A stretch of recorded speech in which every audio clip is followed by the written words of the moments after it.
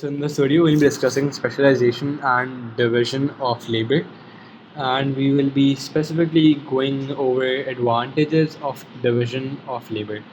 So the first advantage is that people do what they can do best, right? So the point says, what can you do best? And the thing is that every worker in division labor is assigned to a task for which he or she is best suited for. This helps to provide opportunities for the best utilization of natural talents as a person performs a job which he or she is best suited for. Um, Apart from that, we could even say that division labor not only increases the quantity of work, but also it also increases the quality of production, not work, sorry, output. And hence, obviously, since you're increasing the quality or the efficiency of the production processes, we could say that division labor increases productivity, which is basically output per worker, which we discuss in the labor productivity videos. And that lower cost of that increased productivity causes a lower cost of production, since the average cost falls, right? So what exactly is division labor in this case? So let's say if we are trying to make a car, right? So I went over the first part about how it will increase productivity, how it can decrease the cost of production. But what exactly is division labor and why does this happen, right? So let's say we are trying to make a car. I think this is the best car possible. And so for this case, we have different workers or laborers. So there is this one guy, person number one, and then there's person number two. And let's say each of these guys was working. Let's just keep on adding a few more people, and then we'll have a look at this. So person number three, I think that's enough.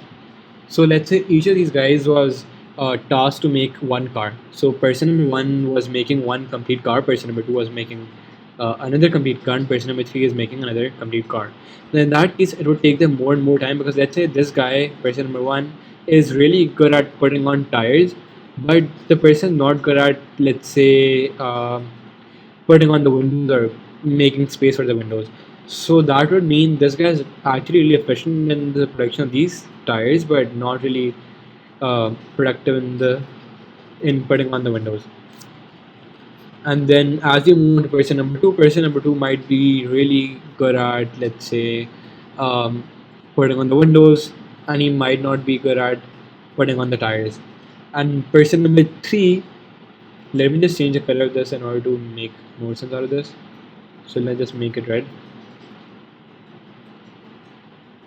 And then person number three might be really good at, let's say, working on the engine, which in this case is at the back of the car. So person number three is really good at putting on the engine. And so what's going to happen here is that, since in this case person number three is really efficient in putting on the engine, the productivity of this production process will increase. Then point number two is mass production. So it also enables mass production, since in this case, as we can see, we have a lot of people working on these different things, which means we can produce these goods and services, or in this case the car, in a large quantity. So let's say, so the thing is that division labor facilitates mass production, which is large scale production, which provides economies of scale. So in the long run, if the company wants to produce some things, then due to mass production, which basically means that producing a large amount of goods and services, it can also reach economy of scale. Economy of scale is basically when your cost of production, average cost of production, goes down, right? Then moving on, there's one more thing which happens for mass production, that the society benefits. Since due to large scale production, the cost of production decreases, which may lead to lower prices depending on the PD of the product itself. So basically what you're saying is that since we are producing things in such a manner, because you have, let's say, these three guys who are working on this car, and they're working on the parts which they are the best at, and so in this case, then we can produce a lot. So let's say this guy number one, person number one, on his own was able to produce like one car.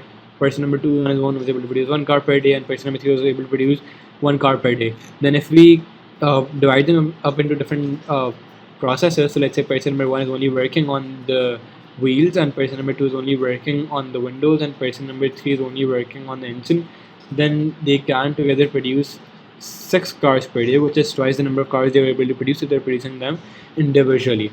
And so hence we can mass produce these things.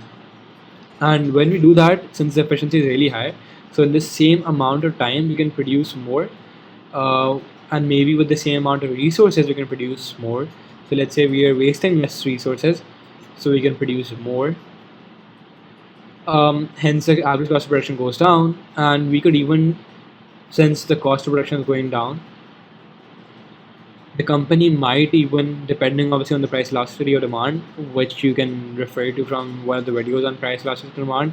And so the cost of production is going down. The company has the choice; it may or may not decrease the prices. And if it does decrease the prices, then it can increase consumer surplus.